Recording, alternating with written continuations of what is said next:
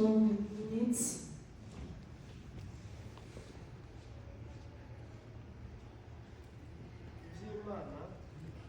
Things of God.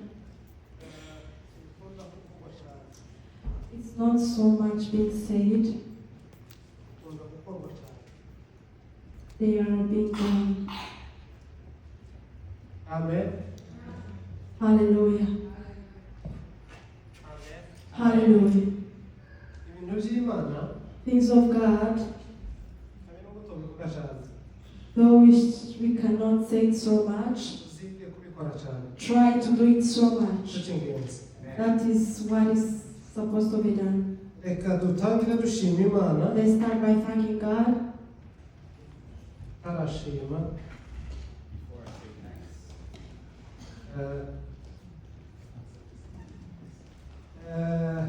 Amazina nitwa Munyakurijane Kabukuru.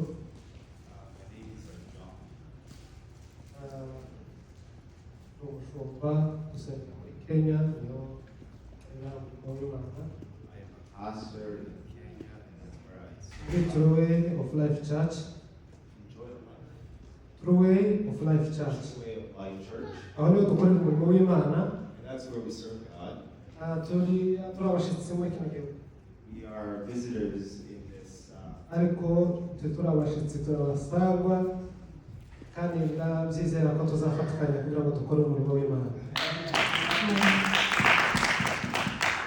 Reka tubanze dushime Imana. I want to thank God.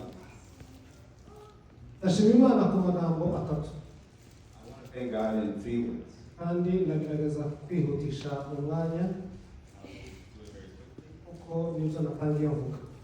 and that's where we start. Biba byiza kugira ngo abantu bumve.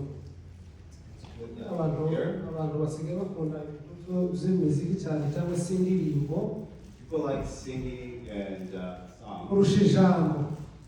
more than the word of God. Ariko mu magambo yose uvuga ugomba kuvuga gato abantu bakagataha. But if you were to say, you have to share a little bit of the word of God.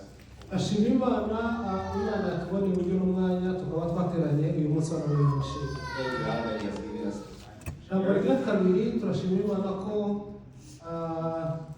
twabonanye n'abantu b'iwacu.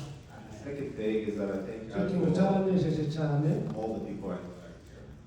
Pasiteri Jacques Meruka Kera It's been a long time since I saw abavandimwe be Pastor Jack. munsi ariko ndashima Imana kuko uyu ni mukuru wanje This is Ugakisa my older brother in faith.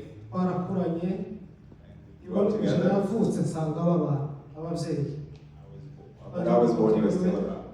ariko shima Imana kuba twarongeye kubonana niwe wavuye iwabo kera cyane ariko sinabizi ko ari muri Canada na Canada bari muri Amerika. I'm so grateful we met again. Kuba twarongeye kubonana nawe Imana yo mu ijuru ishimwe. To see him again is a joy. Shima Imana kuba twarabanye n'abavandimwe tuvukana Pasiteri Mugisha See a n'abandi lot bose of tuvukana. brothers and sisters here. Imana yo mu ijuru ishimwe. God be blessed. Amen. Amen. Barasaza ngo gutandukana ni hafi y'urupfu utandukanye n'umuntu tuzumenya amakuru ye. The French say separation is close to death. Ariko kuba twarongeye kubonana turi bazima Imana ishimwe. The fact that we are all Ijambo rya healthy, gatatu praise shima God. Imana kuba yarakijije yanko. The third thing is that I thank God for God Imana yo mu protected ijuru Apple. ihabwe icyubahiro. May God be blessed. Weza Imana icyubahiro. Let's praise Hallelujah. God. Hallelujah. Iki kintu cyari kiteye ubwoba bitangaje. This thing. Kuvugana n'umuntu ngo araje gutore uje mu rugo hanyuma usanga ibindi bibazo biri mu rugo. To speak with someone and Ukavuga then ko nije nabizanye, nije mvanye umukoshi. I think I wondered if it was my fault. Ahubwo iyo ndeka. Ko natekereje kandi nawe ni umuntu woroshe ibintu. Yahise abwira ngo ngiza kwa gahanuka gatoya kubaza barabishe. Yari guciye. And he did explain to me exactly what happened to him. Ariko kubibana aramurinze See asanga that God has ubuzima protected him. narishimye cyane. I thank God. Kuvugana n'umuntu baraje agutore Speak with someone and then something happens afterwards. ibibazo. It is Ariko Imana yo mu ijuru ishimwe kuba yaramurinze God. n'umuryango. Praise Kandi God. tukaba turi kumwe akaba yaje guterana Imana ishimwe. To see him here is a Amen. great joy. Amen. Nshimiye ubuyobozi bw'itorero bwaduhaye umwanya. I Thank the leaders of the church for giving us time tuganire ijambo ry'Imana so that we may share the word of bamwe God. abazabimana gatuti bamwe uko abandi bazatimana There are people who don't give time, people ariko who don't ndashimiye speak. umuyobozi nshimiye pasiteri twaravuganye I want to thank God for Pastor and the team ndabashimiye cyane k'itorero mwese mane mw'ijoro ishimwe for giving me time. tudatinze reka dusome ijambo ry'Imana. Not taking too much time, let us read the word of God. reka pasiteri mugisha adufashe gusoma muri Yohana Lord, to ask Pastor to read for us. Yohana 19:28. John 19, verse 28. Yohana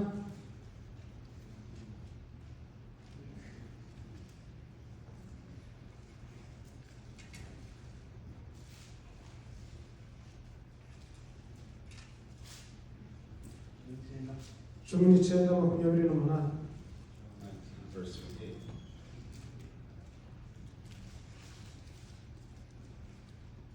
aravuga ngo hanyuma y'ibyo Yesu amenye yuko noneho byose birangiye agira ngo ibyanditswe bisohoreye bose niko kuvuga ati inyota.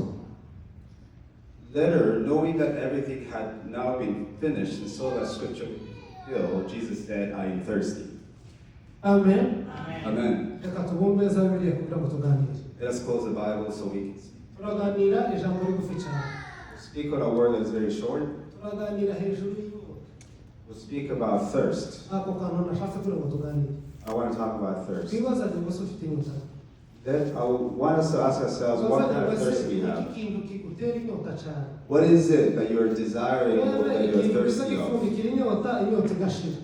And what is it that quenches the ikintu dushobora thirst? kunywa kugira ngo inyota yacu ishire.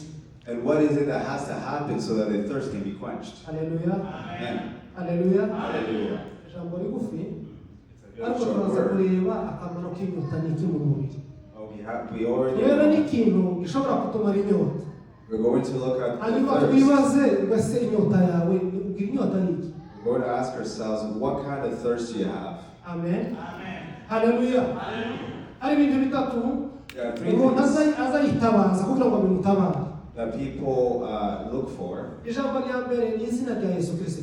It's the name Ijambo of rigira Jesus. kabiri The ni second umwuka wera thing w'Imana. is the Spirit of God. Ijambo rigira gatatu The third thing, ni damu ya Yesu. it is the blood of Jesus. Amen. Haleluya. Aho niho umukristo azahungira ku ahantu hatatu gusa. Those are three things that the Nuko Christian yibaza wants izina to. ry'Imana rya Yesu Kristo The word, the name of Jesus, ukiyambaza umwuka wera w'Imana. call the Spirit of God, Ukiyambaza amaraso ya Yesu Kristo. and then you call on the blood of Jesus. Haleluya. Tugiye kuvuga iri ni ijambo Yesu yavuze ari ku musaraba. This is the word that Jesus said when he was on the cross. Ariko reka tuvuga akamaro k'amaraso. But let's speak on the benefits of the blood. Haleluya. Haleluya. Amaraso ya Yesu The blood of Jesus afite agaciro ku buryo babuze igiciro ngo yaheze. has so much value that you Niyo can't put a mpamvu value tubaha to it. agaciro That's the iteka reason ryose. why we have so much value. Amaraso ya Yesu niyo The blood of atwereza Jesus. ibyaha byacu. Washes us of sin. Amaraso ya Yesu The blood of yasize Jesus. agatanya amafuti yacu agashira. It washes away all our faults. Haleluya. I'm so happy before even I start preaching. Amen. Amen. Kandi iyo nezerewe zana amavi. When I Amen. Amen. Haleluya. Bwana sifiwe. Amen. Amaraso ya Yesu The blood of Jesus, niyo yonyine azayoza umuntu mu mutima akoza no ku mubiri. it is only the blood of Jesus that can wash the heart and the body. Haleluya. Haleluya. Amaraso ya Yesu The blood of Jesus anaosha mioyo yetu, nafsi zetu, washes our na hearts, dhamiri zetu. our soul, and our being, all our being. Haleluya. Amaraso ya Yesu The blood of Jesus bigeze gukubitana na Pawulo. met Paul. Pawulo yari yarahawe impamyabushobozi Paul had been given yo authority kwica abantu. to kill people. Yari umugome wabihariwe impamyabushobozi. Paul had been given Yari authority. umugome wabyigiye kwica. he was taught to do so. But then when he met Jesus, he was changed. For God washed him in his heart, and he says, I was crucified with Christ. Hallelujah. The same Paul. Hallelujah. Hallelujah. Hallelujah. Hallelujah. The same Paul who was looking for people to kill is the same Paul that Jesus washed the heart.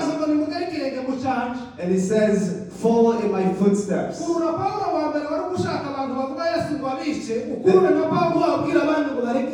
It's the same Paul who wanted to kill Christians that was it is the blood of Jesus.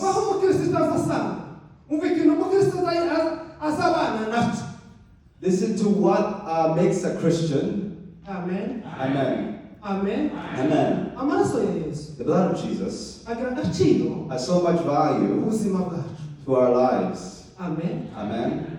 Jesus took us and he washed us. He washed us in his blood. And we became righteous though we were sinners. Hallelujah. Hallelujah. Blood of Jesus is the only thing that God looks at. And he sees that we are righteous though we are still sinning. It is the blood of Jesus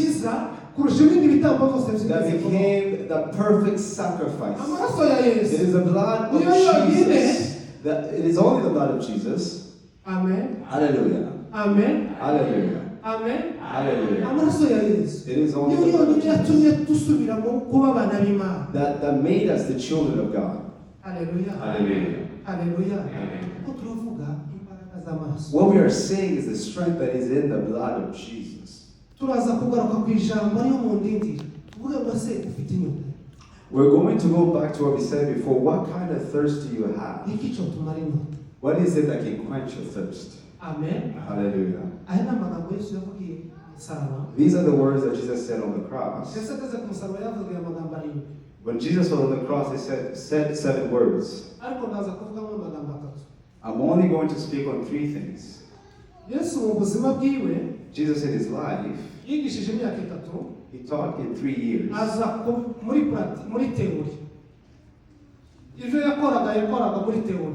He was working in theory. And then he did it in practice in 3 hours.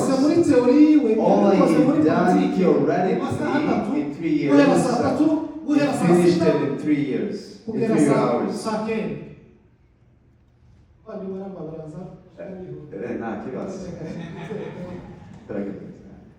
Amen. Hallelujah. All the words that Jesus said in 3 years,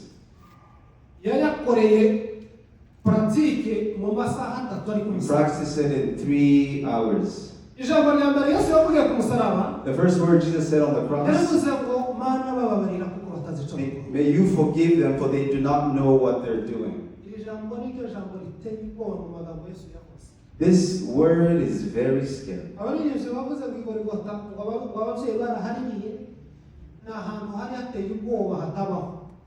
Golgotha was a very scary place.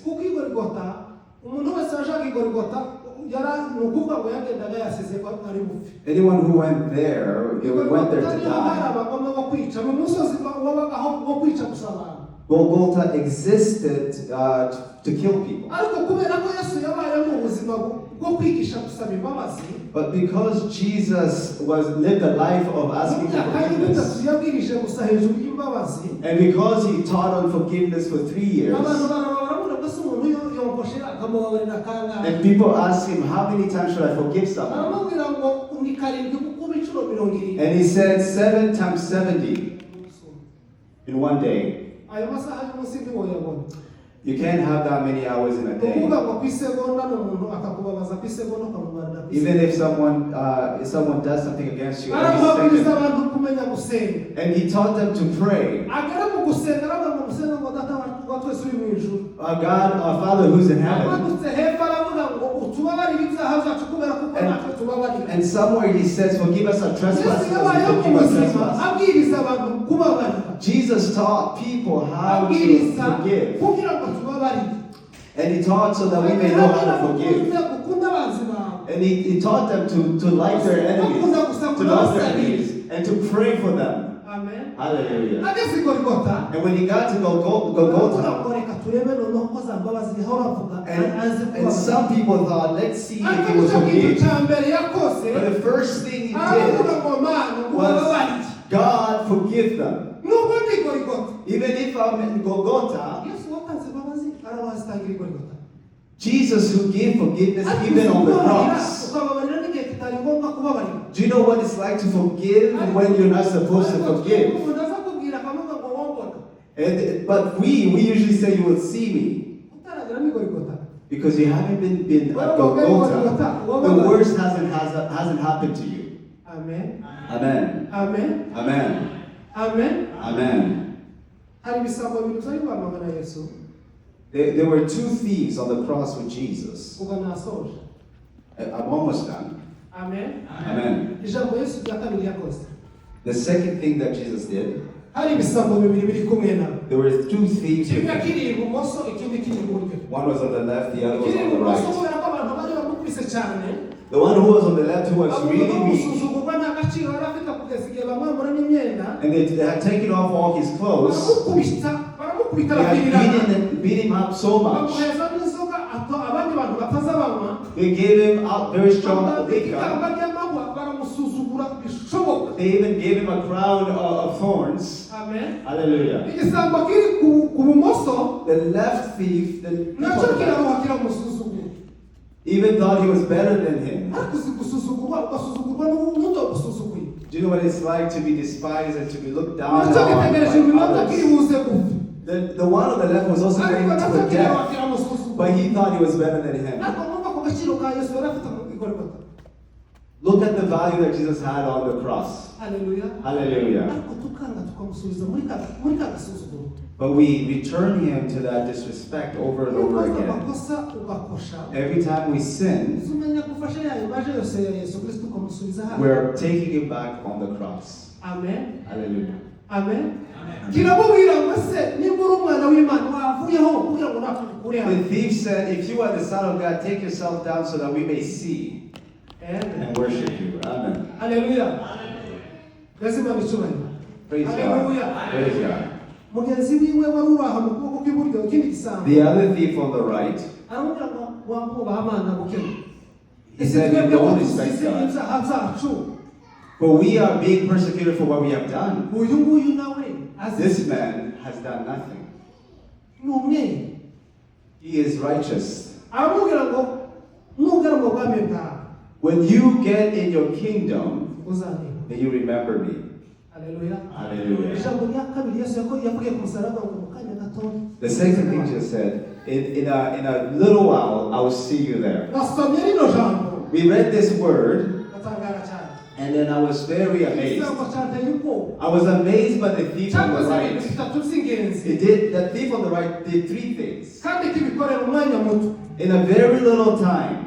The first thing that the thief did, he saw how Jesus was disrespected. And he saw him as king. And he said, when you get your kingdom, when he saw Jesus, he saw him as a king. And he repented. And he repented by saying, I am dying for what I've done. He knew that he was a sinner. For we are sinners. But he is not a sinner. The third thing. Hallelujah. Praise God. Amen. Amen. Amen. The third thing. Amen. Hallelujah. He had faith. He looked at Jesus on the cross and saw him as king. When Jesus did on the cross, he gave forgiveness. He said he goes after the one he was still washing people. Amen. He was still giving life at Golgotha. He said, in a little while. Amen. And back then, no one had resurrected before. They were still imprisoned. But the first thing that happened on the first resurrection, Amen. the third thing, is a song that the singers sing here earlier. But that there are people, everybody who went to Golgotha, people cried. Those who were crucified, their family members would cry. Hallelujah. Hallelujah. But when Jesus got on the cross, he saw his mom crying. He saw how hurt his mom was. And he said, I'm going to change things for you. The parents come here and they cry, and family members cry, but today you're going to rejoice with me. He said, you mother, look at your son. Son, look at your mother. He gave a family at Golgotha. Mary didn't go back home hurt, for he had received a new son. Hallelujah. Hallelujah. When we go to Golgotha, what do we take from there? The singers tell us that Golgotha, today there's joy there. Mary didn't cry again because Mary received a child. There's no happiness that a parent will have like having your children. And when you get home and you have children, you feel all the blessings. And you're very happy when you see your kids. And so he said, I'm going to change the history of this mountain. Amen. Hallelujah. The word that we read, let's not say other things.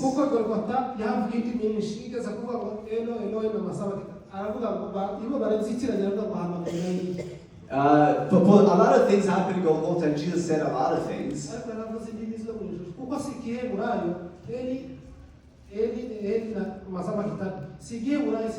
He wasn't speaking Hebrew, he was speaking a heavenly tongue while he was on the cross. This place. And those people, even those who don't speak that language, will become children of God. That's when we all became children of God. Because he spoke in tongues, and they did not understand it, but he was speaking of even those people. The word that we got to, it's the third thing that Jesus did. When Jesus was on the cross, he said, all things are finished. He said, I am thirsty. I'm thirsty. May you praise God. Hallelujah. Praise God. Praise God. Give him glory. Hallelujah. I want to say hallelujah. Hallelujah. Hallelujah. Amen. In Golgotha, he said, I was thirsty. When someone doesn't have the Spirit of God, they don't understand what the Spirit of God is saying in this place. They brought him liquor, and they gave him liquor. They thought that he had a bodily thirst. It wasn't a bodily thirst. This is a word that Jesus said even in the heavens. I said before that Jesus was doing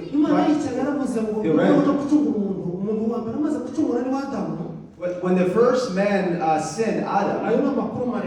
This is a very long story. But God said, who is going to save mankind? And Jesus said, I am here. And this is when Jesus had the thirst of saving. Jesus said, I can bring them to you. And that's when Jesus had thirst. The thirst of bringing a relationship of man with God. That's the thirst that Jesus had on the cross. And man thought it was a thirst, a bodily thirst. Because, let's go back to in everyday life. When we speak of thirst, thirst is not in the stomach. Thirst is in the blood. Amen. Hallelujah. Someone can fight all day, but then when they shoot him, he doesn't feel hungry, he feels thirsty. That means that thirst works with the blood. I can put up with the hunger.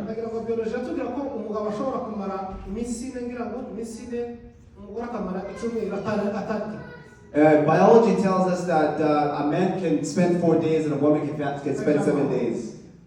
But when it comes to thirst, you can't put up with thirst. When you're thirsty, even though you are full, and you can actually fall. Amen. Hallelujah.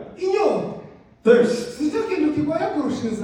Thirst is actually worse than hunger. You can feel hungry and you can ignore the hunger and eat tomorrow. But when you're thirsty, you can't put up with it. You can't just lie to it. You can actually fall. And when they give you water, you actually come back. Amen. Hallelujah. Amen. Hallelujah. When Jesus took a step forward, he met this Samaritan woman and he asked her for water. And she thought it was the water, it was physical water. And she told him, you and I, we don't mix. And if you knew who's asking of water of you, you may ask me of water. Jesus telling the Samaritan woman. The Samaritan woman said, give me this water. Jesus said, I cannot give you this water myself. And by changing the subject and say, go bring your husband first. And the woman said the truth. I don't have any husband. And he said, you speak truth. And even the fifth one you have, he's not even your husband. How do you know my things? The woman said. Because this woman had thirst. Amen. Hallelujah. Amen. Hallelujah. This woman had thirst. And she ran. And she went to look for people.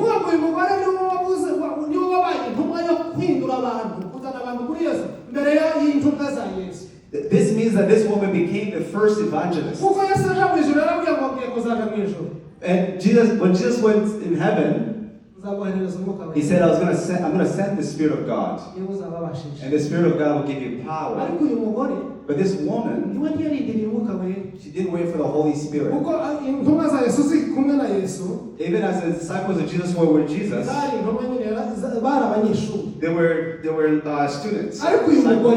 But this woman, she ran and went and told people. And she was a woman of not good character. And everybody knew of her.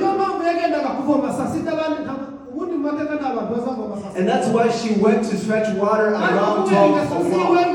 Because of her bad character, she went at 12 at the well so that she can get water with no one else there. But when she met Jesus, the thirst was quenched, and she ran, and she went to tell people, and it's the one that knew, and they came to see what Jesus had said. Amen. Hallelujah.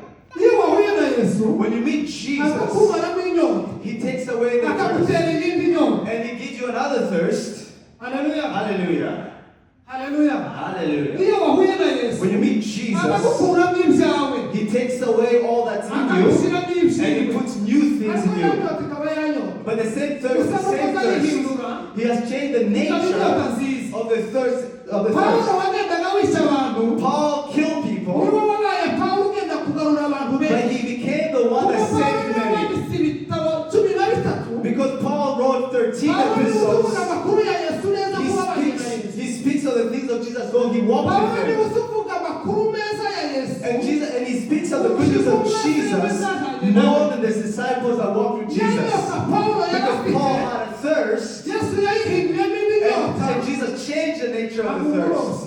And he became a fisher of men. Haleluya. Hallelujah. Petero yigeze kumubaza ngo kuko Petero yari kumuha ubusukuru kandi yabazaga ibintu biteye ubwoba. Peter asked him one time, aramubwira ngo se twebwe twagukurikiye. we followed you. Siko nari umurinzi kuko Petero I was yari a umurinzi. fisher. Yari afite kampani yo kuroba. He had a company of fishing. He knew how to fish. aramubwira ngo se twe twagukurikiye. We followed you. Se tuhezi. What are you going to give us? Tumaze imyaka itatu tujana nawe. It's been 3 years have gone by. Ntabwo bakuye mu bushomeri. You did not take me from. Jewe nari umurobyi ubizi. I had a life. N'intunzi. And fishing helped me. Uzatura iki bamuha? But what are you going to give me in return? Aramubwira ngo gabanya iyo nyota yawe. May you reduce your thirst. Nzakubwira umurobyi w'abantu. I will make you a fisher of men. Ukuvuga ngo warobaga fish. Well, you fished for fish, Ugiye kuroba abantu. but now you're going to fish men. Wo hano ku isi ufite ijana ku ijana. For here on earth you have 100%, Ariko ufite n'ubugingo bw'iteka ryose. and you'll have life eternal. Aho niho dushaka ko inyota yacu irangirira. And that's where we want our thirst to quench. Amen. Hallelujah. Inyota. Thirst. Inyota isangiye na kamere Corodori. Thirst is very close to fleshly desires, I believe. Yes. Ese mushaka kwa? Yes. Inyota ntibana na kamere mu cyumba kimwe.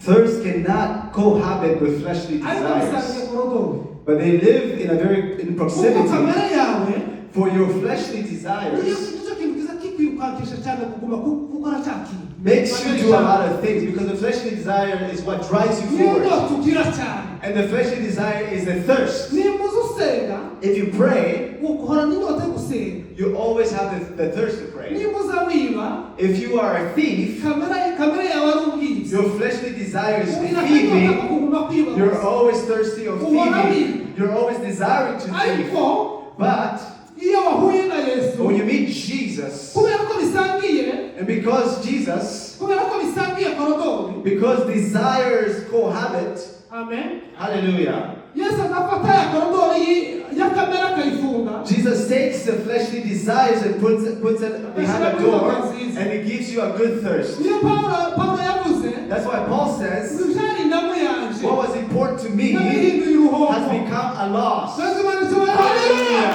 Hallelujah. Byari indamu yanje. What was important to me, Byari kamere yanje. what was very important to Ibyo me, nakundaga the things I love, byahindutse the things ubusa. I desire become Imana nothing. yampaye iyindi nyota. God has given me another Isiba thirst, ya nyota ya and He kamere. has stopped the other thirst, Nabiganya. and I now no longer desire those things. Nahindukira. I have changed. Mbisara megisha. I become a new creation. Hallelujah. Hallelujah. Ko turaganira ngo se ufite inyota yiki? I want to ask you what kind of thirst you have. Iki cyo kumara inyota. What is it that can quench your thirst? Amen. Amen. Amen. Amen. Iki cyo kumara inyota. What can quench your thirst? Inyota yawe yoshirira he. Your thirst can be quenched by what? Amen. Amen. Amen. Yesu ageze ku musaraba. When Jesus got on the cross, Yavuze ngo He byose said, birangiye. when everything was done, Noneho byose birarangiye. he said everything is done, it's finished. Izi nyota rero. He said, I Kuko have misiyo yanje yose my mission irarangiye. is done. Igisigaye What's left? izi nyota. I just have Yari thirst. afite inyota Because I had yo thirst. kudukura mu byaha. He had the thirst of taking us away from Yari sin. afite inyota He had thirst y'imigabano kugira ngo tujane. for taking us, Yari afite inyota Yeah, thirst. yo gusanga ba Aburahamu. of going to see Abraham, or see Agasanga Elijah, ba Ezekiel. to see Agasanga Ezekiel, ba Daniel. to see Daniel. Barya abantu bose muzi bari batarahabwa ibizasezerano. all those who had not received the promise. Bari bagifungiranywe. They were still locked Satani yari away. agifite urufunguzo The rwabo. devil still had the Kuko n'abadayimoni keys. bigeze kubaganiraho. For even the demons were there. Barabahamagara bakavugana. And they would speak to him. Amen. Hallelujah. Ariko Yesu yari afite inyota yo kugira ngo yake Satani rwa rufunguzo. Jesus wanted to take the key away from the devil and bring out the righteous. Bumva ko ari inyota wenda y'ibindi. But people thought it was a physical thirst. Bavandimwe inshuti zaje. Friends. Amen. Hallelujah. Inyota Thirst cyo kintu cica. is the thing that kills. Ariko inyota But again, thirst cyo kintu gikiza. is also the thing that Dawidi saves. yigeze akubwira umutima wawe agira ngo umutima wanje David once said to his heart, gira inyota y'Imana. my heart, may you yearn for God. May you thirst for God, my heart. Amen. Amen. Tugira inyota yo kumenya Imana. May we have a thirst of knowing Tugira God. inyota yo gukorera Imana. May we have the thirst of serving Tugira God. inyota yo kumva ubwiza bw'Imana. Let's have thirst of seeing the Tugira glory of inyota yo God. kumenya uko twirukira. Let's thirst to run to God. Kuko bino bintu byose For all these things, ni ubusa. it's all nothing. Ibi bintu byose tugirira inyota. All these things that we Kugira amaso meza desire, no kugira ifaranga nziza. even having good life and having money, Kugira abana benshi no kugira kumenyekana muri ino si. to be known and to have children, Ni inyota ariko y'igihe gito. it's a desire and it's a thirst for a little while. Izishira. It finishes. Niyo Yesu yabwiye wa Musamariyakazi ngo ndagiye wa Musamariyakazi aravuga ngo ndakuguramo iyo nyota. Jesus told that woman, I'll take that thirst away Iyo from you. wahuye na Yesu When you meet Jesus, aza gukuramo inyota. He quenches your thirst Hanyuma akaguheza inyota. and He gives you another thirst. Kubera mu nyota. Because in the Iyo thirst, dukuramo ubugingo. that's where we when we get life eternal. Amen. Hallelujah. Mu nyota. In the thirst, Nugira inyota yo gukorera Imana. when you have thirst of serving God, Kurusha kubaho neza. or you live even a better life, No kurusha gukora. if those people who live better off than you and those who work better than you, Umuntu kurusha gukora. the one who works better than you Akurusha kubaho neza. can live better than you.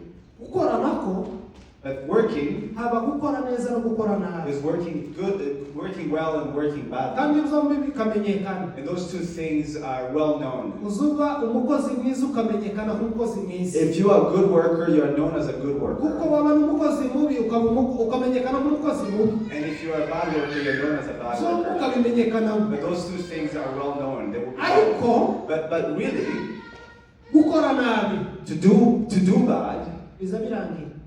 all these things will Ariko stop. gukora neza But doing well bihoraho iteka ryose. is eternal. Kuko ibyo dukora But what we are doing ibyo tuzasarura. is what we will meet Niyo in mpamvu heaven. tugomba kugira inzara n'inyota. And that's why we must have hunger Yesu and yaravuze ngo thirst. mwebwe abafite inzara For n'inyota. those who have thirst and Kubera ko yari hunger. azi ko inyota iri mu maraso. For the thirst that is in the Kandi aya maraso blood. ariyo aza dusaba kuko amaraso yasaba ku mutima.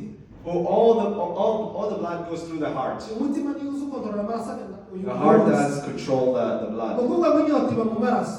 That means the thirst is in Amaraso the nayo akaba blood. ku mutima. And then blood is on the heart. Ukuvuga ngo umutima inyota ibana n'umutima. That means thirst and the heart coexist. yarashatse kugarura imitima y'abantu. Jesus wanted to bring back the hearts of people. He says those who are hungry n'inyota and thirst, nimuze. may you come. Haleluya. Hallelujah. Mwebwe mufite inzara Those who are hungry and mukagira thirsty, n'inyota those who are thirsty, nimuze ku Mana. come to me. Nta kindi kintu. Uraza umuhanda yaravuze ngo Yesu araryoshe. Se niba ibibazo umuhanda A singer Yesu araryoshe. said that Jesus is tasty. Yesu niwe muntu uryoshye. Jesus is the only person Kubera that's ko iyo tasty. ugeze kuri Yesu But when you get to Jesus, aza kukuramo inyota He takes away the thirst hanyuma akagutera indi nyota. and He gives you another thirst. Kandi inyota ya Yesu And the thirst of Jesus, ni nziza. it's a very good Kuko thirst. iriho muri buno buzima But in this life, iriho no mu buzima bw'iteka ryose. that thirst is in this life and in life Rero eternal. umuntu ntukaza mutinya icica uyu mubiri. Don't be scared about that which can kill the body. Uzice uzatinya icica umutima. May you be scared of that which kills the Kubera spirit, inyota the ishobora soul. kunikira umutima, inyota y'ibyaha. For the thirst of sin can kill my heart. Ugomba gushaka inyota ya Yesu kugira ngo yice bya byaha kugira ngo uzabone ubugingo. I have to seek for the thirst of Jesus so Jesus can kill the thirst of sin in my life. Amen. Hallelujah. Haleluya. Hallelujah. Turasoje bavandimwe. We are concluding, brothers and Turasaba ngo sisters, tugire inyota ya Yesu. that we have a thirst of Turasaba kugira Jesus. ngo mugirire gukorera Imana nyuma. We serve God, have a thirst of serving God. Umukirisitu mukuru When a mature Christian, ntazabwirizwa. Ntazabwira ngo gukora kino kintu gikora. cannot, You cannot preach or you cannot transform you. for being a mature Christian cannot transform you. Ntazabwirwa ngo hano hari ubukene n'iki kintu mu rusengero. A mature Christian does not need to be told about Ntazabwirwa ngo what's needed hari in the umuntu church. w'umukene ushobora kurengera. For the mature Christian knows the needs of the church. naje noremera umunsi. If there's those who are orphans and those who are widows, a mature Christian knows the needs of the church. He has the thirst. Amen. Amen.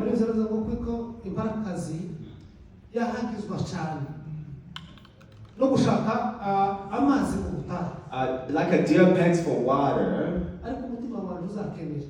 it's so is my heart. So when you thirst for God, we will take away three things. We will know to serve God. We will know who we are serving. We will know how to save our lives. There are those are three things we need. We need to know how to serve God and to know who our master is and to save his life, because there's a life eternal, and to know that if our life is taken, where do we leave it? To receive the word of God.